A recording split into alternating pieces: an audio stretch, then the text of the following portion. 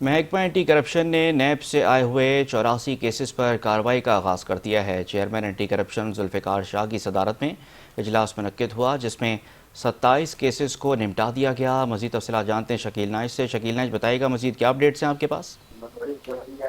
جی دیکھیں، محکمہ anti corruption نے نیب سے بھیجے گئے 84 کیسز پر باضابطہ طور پر کارروائی شروع کر دی ہے۔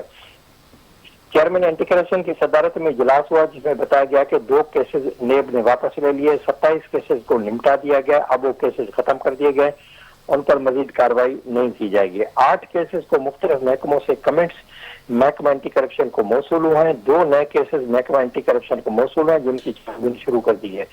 49 کیسز کے کمنٹس تاحال محکمہ اینٹی کرپشن کو نہیں مل سکے ہیں، کمنٹس ملیں گے تو ان پر مزید کارروائی ہوگی۔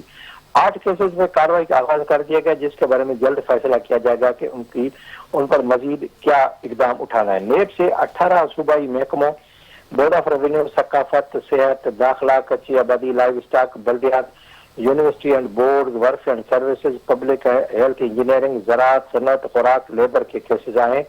اسکول ایجوکیشن، خزانہ، جنگلات و جنگلیات اور NGO یعنی PWP کے بھی کیسز محکمہ اینٹی کرپشن کو نیب کی جانب سے موصول ہوئے ہیں۔ جی بہت شکریہ شکیل نائش، آپ تفصیلات سے آگاہ کر رہے تھے۔